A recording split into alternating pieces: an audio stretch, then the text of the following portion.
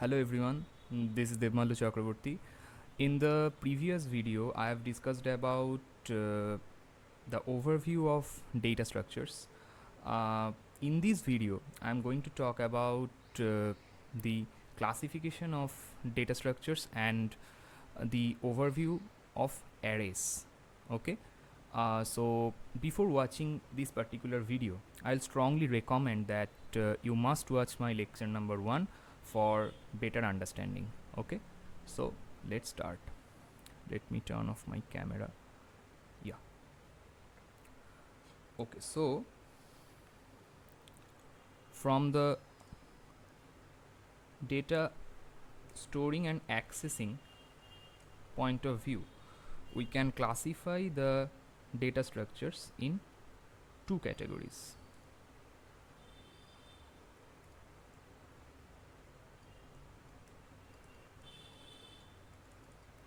Classification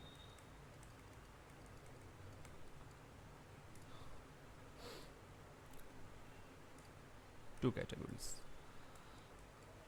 First one is linear and the second one is non-linear. Okay, so in linear category, some of the well-known data structures are arrays, linked lists, stacks, and queues. And in non-linear category, graphs are the most important data structures. And we can also write trees, but trees are also a type of graph. A graph with no cycle, that is the acyclic graph, is known as tree. Okay, so graph. And number 2 is hash maps. Hash maps or hash table. So why a hash map comes under the non-linear category? Because a hash map has the internal structure, internal non-linear structure, but it can be implemented using the linear data structure. But due to the internal structure or internal organization of non-linear type, we classify it in non-linear category. Okay, so let's talk about the definitions. What is linear data structure? Here, data elements are stored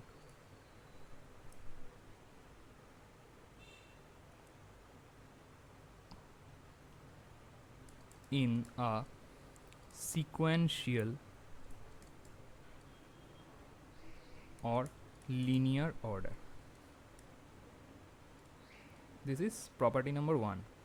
And number 2 is elements are stored one after another. That forms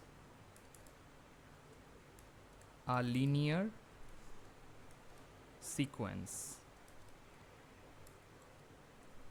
Okay, and indexing or links are used. Suppose for indexing, suppose we have an array.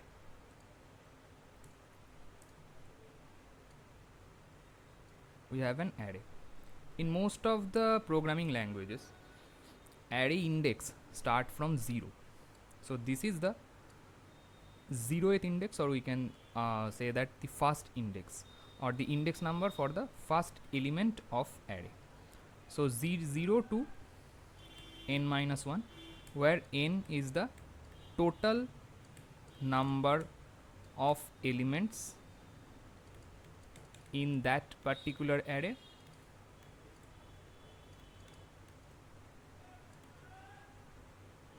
or we can say that the size of that array. Okay, size of that array, right? So arrays use the indexing method to store the elements and to identify each and every element. Suppose we have an array of elements. The first element is 1, second is 20, the third is 3, and fourth is 4. So how can we identify them? So we have the index number. For first element there is the index number 0, for second there is index number 1, 2, 3, and so on. Okay, so we can identify each and every element with the help of their index number, and this is the advantage of using array over any linear data structure, because it allows random access. If you have the index number, you can access any element at any time in constant amount of time, that is order of 1. So to read any element from an array or to access a particular element with the help of index number in an array takes constant amount of time, that is order of 1, or we can say that theta of 1. Okay, so this is arrays, and links are used in linked list. So when we will discuss about linked list, we will go more in depth, but for now just an overview that linked list contain this set of nodes, or we can say that the collection of nodes where one node is the fundamental part. Okay, here linked lists are created with the help of nodes or the collection of nodes. Okay, so here one node contains the data, and each node is divided in two parts. The first part contains the actual data, that is, suppose this is 1, and the next part contains the address of next node. Suppose in the RAM this node is stored in memory location 100, and we have another node that is stored in, suppose, an arbitrary location of 250. So if we want that this element and this node will point to this node, then there is a link from this to this. So this part of this node will contain 250, that is the address of this entire node. Please note that I am not talking about the address of an element, I am talking about the address of an entire node that contains two parts. One is data and one is pointer to next. This is the pointer to next part, right? I think you got it. And here suppose the element is 20, and suppose we have another node that is present in 300 location, and this node want to link with this, so this will contain 300, and here suppose the element is 4. Okay, suppose this is the last node, so last node will contain null in the next part because it has nothing to point next. Okay, and the first node is known as head node. When I will talk about linked list, I will go more in depth. Okay, so this is for now. And next property is, in linear data structure, elements have one or two connections. Suppose take the example of an array. This is 1, 2, 3, and this is suppose 5. So this particular element is connected with only one element. This element is connected with two, that is its neighbor is it has two neighbors. The first one is 1 and second one is 3. 3 has also 2 and 5. Okay, 5 has 3. So maximum 2 connections may present in linear data structure. Okay, now let's talk about the non-linear data structure. Here data elements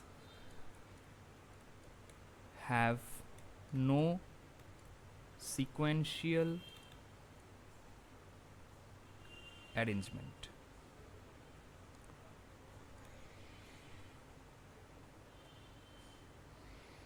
A hierarchical pattern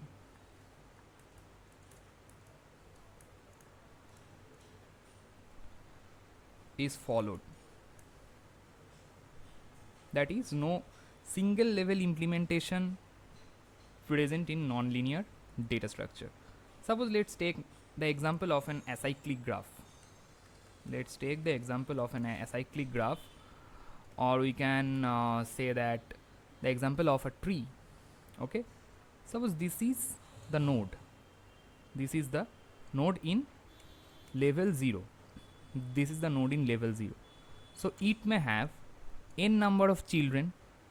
Suppose it is a binary tree, so the value of n should be 2, and 0, 1 or 2, because 2 is maximum. A node can have 0, 1 or 2 child. Okay, so this node can have maximum 2 children. Okay, so suppose this is level 1 and this node has 0, 1 child, and this node also have 1 child. So this is level 2.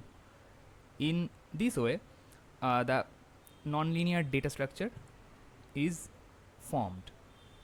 And suppose the value of n is 5, it may go up to infinity.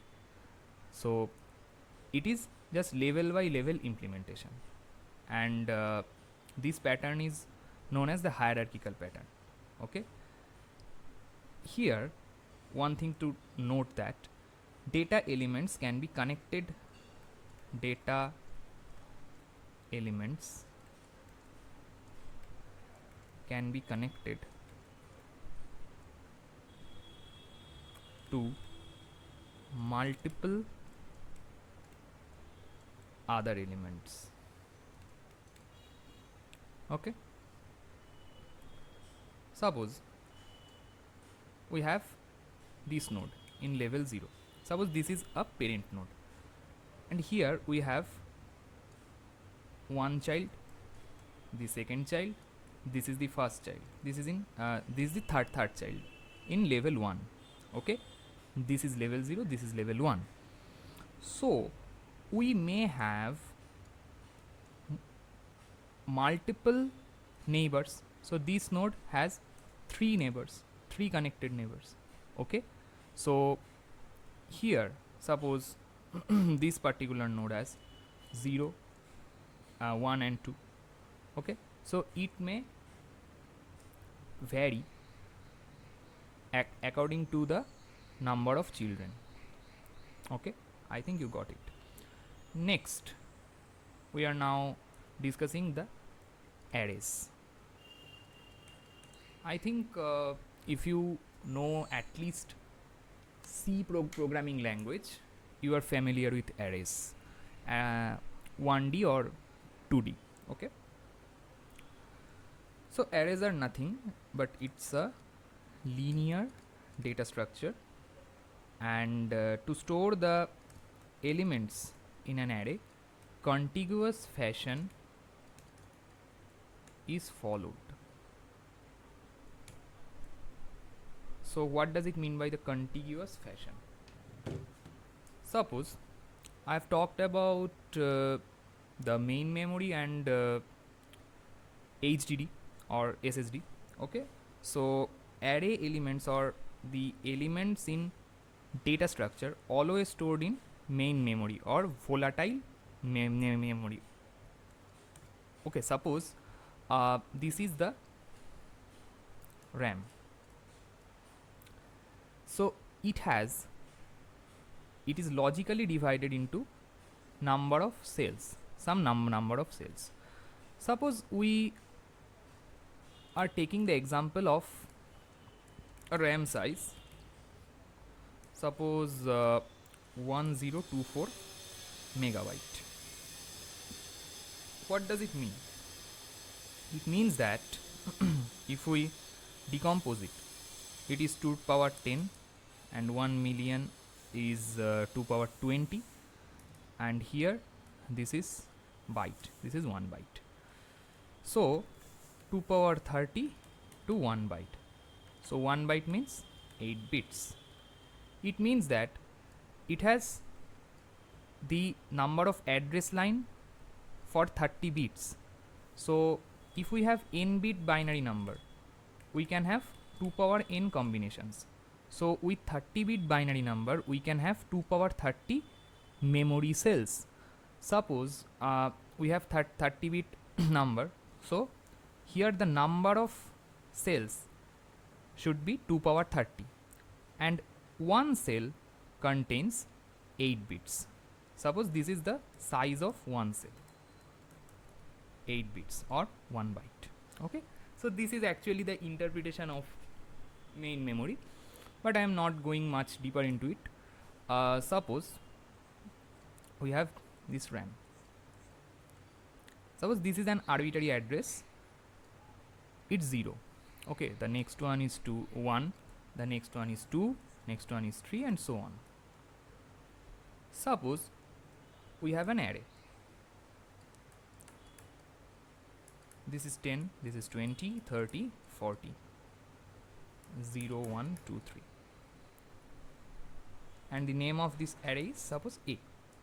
So A of 0, that means the first element in array. Okay. The contiguous fashion means, suppose you are storing the first element in this address, then you must store the next element in the next address. You can't skip this next one and you can think that, okay, I have stored the first address in the first element in this address, so I can store 20 here. This is not possible, and this is not the internal structure of array. Okay, so arrays are always stored in contiguous memory location. That is, if we start from here, it will go here, here, here, okay, up to the last element, right? But it's actually opposite for linked list. For linked list, we can store the element at any location, at any memory location. No contiguous fashion is required to follow here. Okay. I think this is the and another one I have already discussed, that random access is possible with the help of index number in array. So arrays can be from one dimensional to n dimensional. In this video, I have just given an overview of one dimensional array. In subsequent videos, I will discuss about 2D, 3D, and up to ND. Okay. So this is for today. In the next video, we will discuss more about arrays along with the algorithms required, or how can we access an element, how can we store an element, or how can we insert or delete in or from an array. Okay, thank you.